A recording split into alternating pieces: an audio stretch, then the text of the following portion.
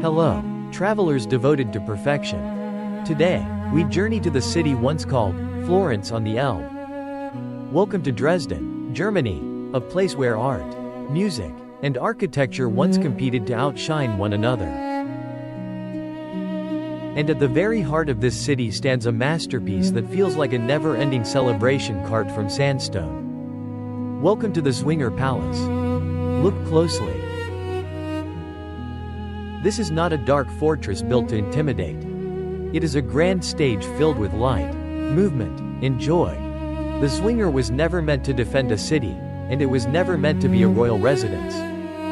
It was born from one man's ambition to bring the splendor of Versailles to Germany. His name was Augustus the Strong, Elector of Saxony, and King of Poland. He was famous for extraordinary physical strength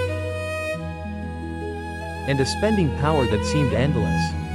In the early 18th century, after traveling through Italy and France, Augustus returned with a dream. He wanted an orangery, a vast greenhouse for citrus trees, combined with a festival courtyard where the court could gather, perform, and dazzle all of Europe. To turn that dream into stone, he chose two geniuses. The architect Matthias Daniel Poppelmann and the sculptor Balthasar Formoser. Under their hands, rough sandstone transformed into living art. Stone became lace. Columns became music. Statues seemed to inhale. And now, before we enter, look up at the most iconic feature of all. The crown gate, the Kronatur. Its onion-shaped dome glows with gold, like a giant crown placed upon the city's head. It is not subtle. It is a declaration. A symbol that says, this kingdom will be remembered. Now we step into the vast inner courtyard. Try to imagine it not as quiet and empty, but alive. Because in 1719, this courtyard became the setting for one of the most extravagant celebrations Europe had ever seen. The wedding of the century. Augustus's son married the daughter of the Austrian emperor. And the festivities did not last one day. They lasted for weeks. Picture it. Thousands of nobles dressed in powdered wigs, embroidered coats, and voluminous silk gowns. Torches flickering in the warm evening air. Baroque music rising like champagne bubbles. Fountains singing in the background. For a moment in time, Dresden did not feel like a city. It felt like the center of the European universe. And here is the secret of the Zwinger's beauty. It is theatrical, but never heavy. Everything is designed to delight the eye. To make you turn your head again and again, unable to choose where to look first. But there is one hidden corner that feels especially intimate and almost sensual. The Nymphenbad, the bath of the nymphs. Follow me behind the walls. The sound changes. It becomes softer, more private. Here, the Zwinger reveals its most romantic face. A grotto-like fountain space, where water glides gently over stone. White marble nymphs stand in delicate poses, caught forever in a moment of myth. Water trickles through shells and sculptures, sparkling in the light. People often say Augustus the Strong loved beauty and women as much as he loved power. And whether that is true or not, the Nymphenbad certainly feels like the architecture of desire. Playful, elegant, a little dangerous. But the Zwinger is not only stone and water. It is also a home for something that once drove Europe mad. White gold.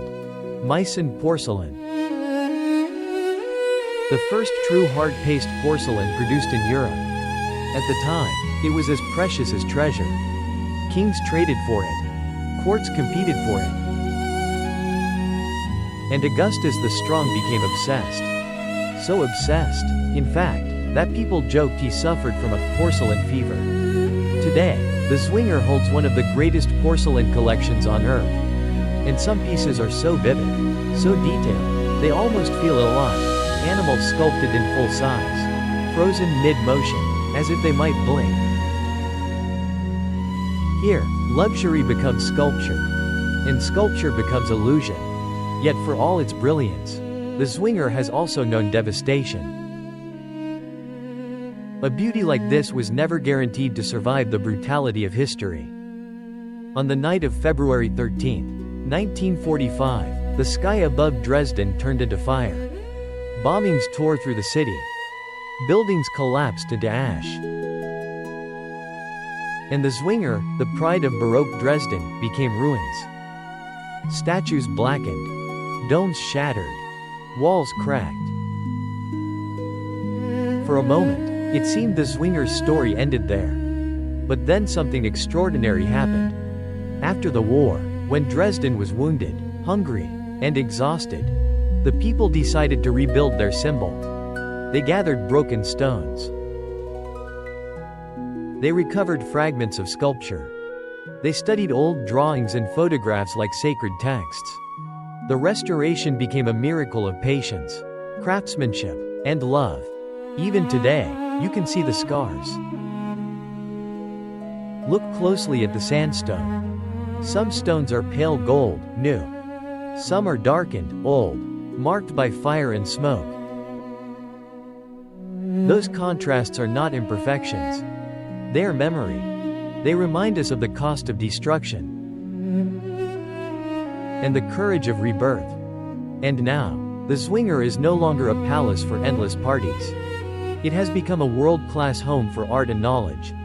Inside its walls lives the old master's picture gallery, where one painting in particular draws visitors like a magnet.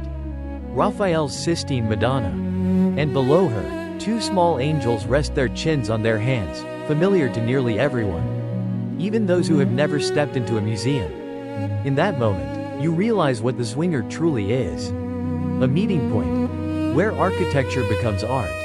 Where art becomes history. Where history becomes emotion. As evening settles over Dresden and the sun sinks toward the Elbe, honey-colored light washes the Zwinger's walls. The fountains glitter. The sculptures glow. And the palace looks once more like a dream that refuses to fade. Augustus the Strong is gone. The parties have ended. The empire has changed. But the beauty remains. And perhaps that is the greatest power of all. Not conquest. Not wealth. But the ability to create something so exquisite that time itself must stop and admire it. Thank you for walking with me through this festival of stone and water at the Zwinger Palace. I hope its brilliance, and its story of rebirth, brought you a moment of inspiration and calm. If you enjoyed this journey, please subscribe to Timeless Classical Beauty, and leave a like or share this video with someone who loves art, history, and quiet wonder. We have many more luminous places to discover together. Until next time. Goodbye, candle sparkles.